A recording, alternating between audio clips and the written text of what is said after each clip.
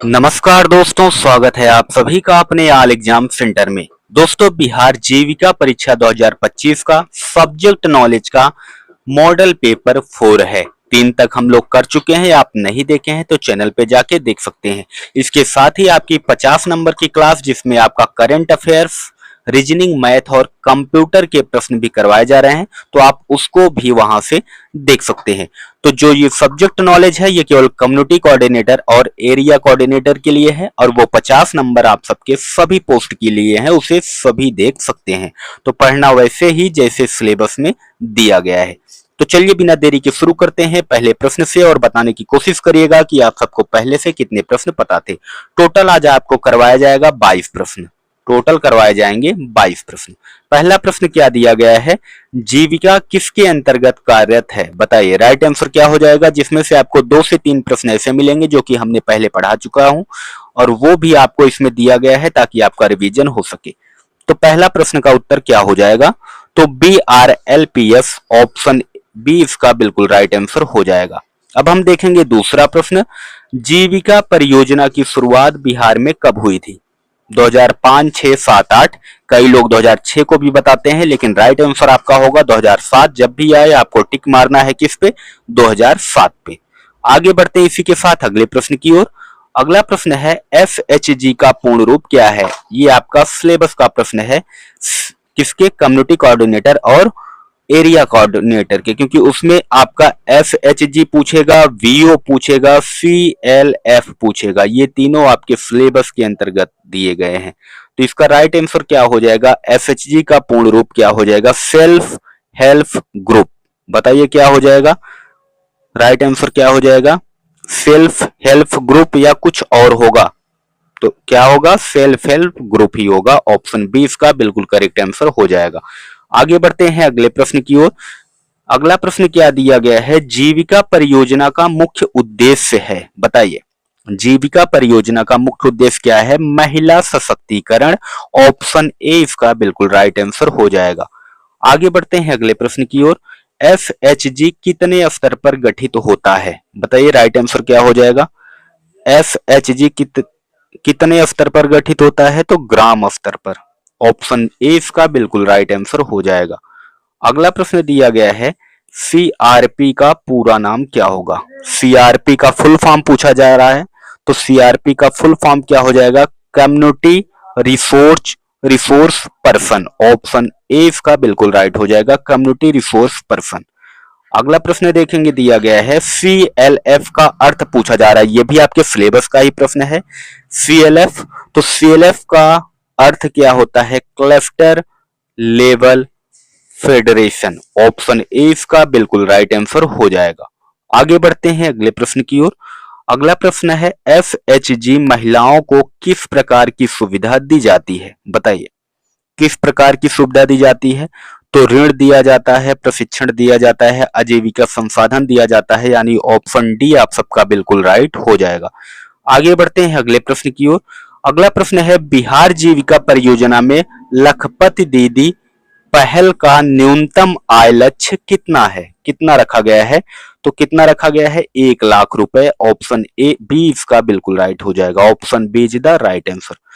अगला प्रश्न देखेंगे, बिहार जीविका परियोजना में आजीविका सखी का मुख्य कार्य क्या है। वेरी इंपॉर्टेंट है, आजीविका सखी का मुख्य कार्य पूछा जा रहा है, तो FHG को प्रशिक्षण देना है। क्या है, FHG को प्रशिक्षण देना है। ऑप्शन ए इसका बिल्कुल राइट हो जाएगा।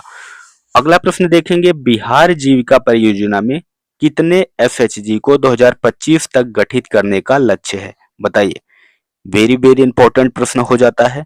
तो कितने FHG को है, 15 लाख। ऑप्शन सी इसका बिल्कुल राइट आंसर हो जाएगा। आगे बढ़ते हैं अगले प्रश्न की ओर। बिहार जीविका परियोजना में FHG बैंक लिंकेज का उद्देश्य क्या है, वेरी इंपॉर्टेंट है। तो FHG का उद्देश्य क्या है बैंक लिंकेज का, तो FHG को बैंक से ऋण प्रदान करना। ऑप्शन ए इसका बिल्कुल राइट हो जाएगा। आगे बढ़ते हैं अगले प्रश्न की ओर। अगला प्रश्न है, बिहार जीविका परियोजना में ग्राम संगठन का गठन कितने FHG से किया जाता है, बताइए। वेरी वेरी इंपॉर्टेंट है, कम से कम 10 से 15 FHG ग्राम संगठन के अंतर्गत आते हैं, यानी VO के अंतर्गत आते हैं। आगे बढ़ते हैं अगले प्रश्न की ओर। अगला प्रश्न है, जीविका परियोजना मुख्य रूप से किन्हें सशक्त करती है? बताइए। किसानों को, महिलाओं को, छात्र को या श्रमिक को? किसे सशक्त करती है? कौन सा ऑप्शन इसका करेक्ट हो जाएगा? तो आपका ऑप्शन बी बिल्कुल करेक्ट हो जाएगा, महिलाओं को। आगे बढ़ते हैं अगले प्रश्न की ओर। अगला प्रश्न है, एफएचजी में सामान्यतः बचत की न्यूनतम राशि कितनी होती है? वेरी वेरी इंपॉर्टेंट है। बचत की राशि कितनी होती है? तो 10 से 20 रुपए, यानी 10 से कम आप नहीं कर सकते, न्यूनतम 10 रुपए जमा कर सकते हो। तो बचत की राशि 10 से 20 रुपए तक होती है। आगे बढ़ते हैं अगले प्रश्न की ओर। अगला प्रश्न है, जीविका कार्यक्रम किस मॉडल पर आधारित है? वेरी वेरी इंपॉर्टेंट है। जीविका कार्यक्रम किस मॉडल पर आधारित है? तो स्वयं सहायता समूह मॉडल पर आधारित है। ऑप्शन बी इसका बिल्कुल राइट आंसर हो जाएगा। आगे बढ़ते हैं, जीविका का अगला प्रश्न देखेंगे। जीविका परियोजना का संचालन कौन करता है? ये प्रश्न पहले भी करवा चुका हूं। बताइए इसका राइट आंसर क्या हो जाएगा? कमेंट में बताना है आप सबको इसका राइट आंसर क्या हो जाएगा। आगे बढ़ते हैं अगले प्रश्न की ओर। अगला प्रश्न है, एनआरएलएम का शुभारंभ कब हुआ? ये भी प्रश्न करवा चुका हूं अगले पहले वाले सेट में, तो इसका भी कमेंट में आपको बताना है उत्तर क्या होगा। एनआरएलएम का शुभारंभ कब हुआ है? आगे बढ़ते हैं अगले प्रश्न की ओर। अगला प्रश्न है, जीविका परियोजना का मुख्य सहयोगी कौन है? बताइए राइट आंसर क्या हो जाएगा। जीविका परियोजना का मुख्य सहयोगी है विश्व बैंक, जो कि इन्हें ऋण प्रदान करता है। आगे बढ़ते हैं अगले प्रश्न की ओर। अगला प्रश्न है, जीविका की शुरुआत किस राज्य के मॉडल पर आधारित है? वेरी वेरी इंपॉर्टेंट है। जीविका की शुरुआत किस राज्य के मॉडल पर आधारित है? तो आंध्र प्रदेश आप सबका बिल्कुल राइट हो जाएगा। Option A is the right answer. आगे बढ़ते हैं अगले प्रश्न की ओर। अगला प्रश्न देखेंगे क्या पूछा गया है। जीविका में सामुदायिक निवेश कोष, जिसे CIF बोला जाता है, का उद्देश्य है। CIF का उद्देश्य क्या होता है, ये आपसे पूछा जा रहा है। तो FHG को पूंजी उपलब्ध कराना, यानी ऑप्शन ए इसका बिल्कुल राइट आंसर हो जाएगा। और आज के सेट का हम आखिरी प्रश्न देखेंगे, जीविका से जुड़ी महिलाओं को किस नाम से पुकारा जाता है? वेरी वेरी इंपॉर्टेंट है। तो ऑप्शन बी इसका बिल्कुल राइट आंसर हो जाएगा। तो ये थे दोस्तों 22 प्रश्न। 22 में से आपको कितने प्रश्न पता थे कमेंट में बताना।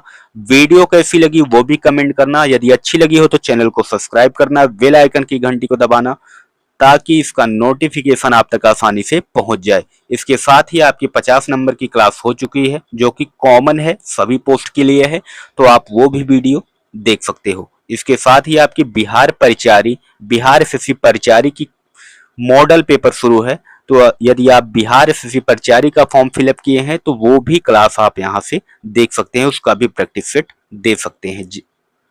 जय हिंद।